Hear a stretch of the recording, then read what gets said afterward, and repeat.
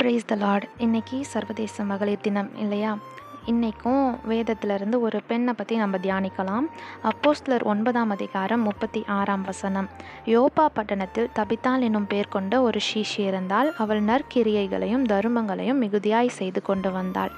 நம்ம அப்போஸ்தலர் நடபடிகளை பார்க்கும் பொழுது இயேசுவுக்கு சீஷர்கள் மட்டுமல்ல, சீஷிகளும் இருந்தாங்க. அதாவது இயேசுவுக்கு ஊழியம் செய்கிற பெண்களும் இருந்தாங்க. அதில் ஒரு பெண் தான் இந்த தபித்தாள் அப்படின்ற சீஷி. இந்த தபித்தாளை குறித்து வேதம் என்ன சொல்லுது அப்படின்னா, அவள் நற்கிரியைகளையும் தர்மங்களையும் அதிகமாய் செய்து கொண்டு வந்தாள் அப்படின்னு சொல்லி பைபிள் சொல்லுது. இந்த பெண் இயேசுவின் மீது விசுவாசம் வைத்திருந்தாள் இல்லையா? அந்த விசுவாசத்தை அவள் தன்னுடைய நற்கிரியைகள் மூலமாக, நற்காரியங்கள் மூலமாக, தர்மங்கள் மூலமாக அவள் என்ன பண்ணா அப்படின்னா வெளிப்படுத்திட்டு வந்தா. ஒரு சுவையான கனித்தர மரம் நல்ல கனிகளால் எப்போதும் நிறைந்திருக்கிறது போல இந்த தபித்தாள் அப்படின்ற பெண்ணுடைய வாழ்க்கையும் நற்கிரியைகளால் எப்பொழுதுமே நிறைந்திருந்தது.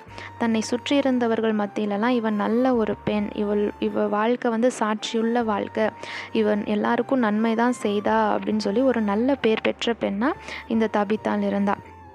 இன்றைய நாட்களிலையும் நம்ம ஒரு சிலரை நம்ம பார்க்கும் பொழுது அவங்க இனிக்க பேசுவாங்க. ஆனால் அவங்களுடைய செய்கைகளை கவனித்து பார்த்தா அது தேவனுக்கு பிரியமில்லாத செயல்களாக இருக்கும். குடும்பத்துலேயும் சரி, வெளியிலையும் சரி, அவங்களுடைய செய்கைகளினாலே அவங்களுடைய சாட்சியை அவங்க என்ன பண்ணிக்குவாங்க, கெடுத்துக்குவாங்க. வெறும் பேச்சு மட்டும் போதாது, செய்கைகளிலும் நற்காரியங்களை செய்கிறவர்களாய் நம்ம இருக்கணும்.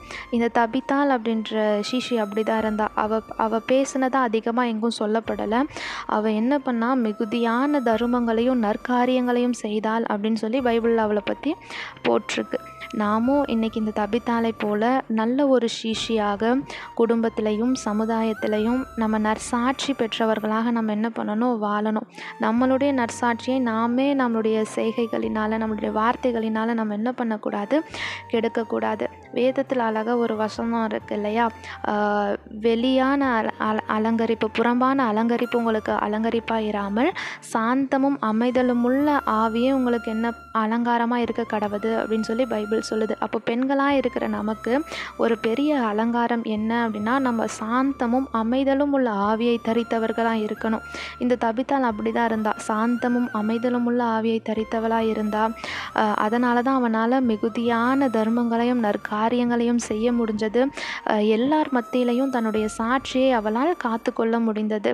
இன்றைக்கும் மகளிர் தினமாக இருக்கு இல்லையா? இந்த நாளில் நம்ம ஒரு தீர்மானம் எடுக்கலாம். பெண்களாக இருக்கிற நம்மளுடைய வாழ்வு ஒரு சாட்சி நிறைந்த வாழ்வா, கனி நிறைந்த வாழ்வா இருக்கணும். மற்றவர்கள் நம்மை குறித்த நற்சாட்சி கொடுக்கணும். ஏன்னா வேதம் அதை தான் நம்மளுக்கு சொல்லுது. கிறிஸ்தவர்கள் அப்படின்னா சாட்சியின் ஜீவியம் வாழுகிறவர்கள். அப்போ ஆண்டவருடைய பிள்ளைகளாக இருக்கிற நம்ம சாட்சியின் ஜீவியம் வாழுகிறவர்களாக இந்த தொற்காலை போல நற்கிரியைகளையும் தர்மங்களையும் செய்கிறவர்களாக நாம் வாழ நம் வாழ்க்கையை நம்ம ஆண்டவருக்கு அர்ப்பணிக்கலாம். இந்த நாள் இனிய நாளாக அமையட்டும். ஆமென்.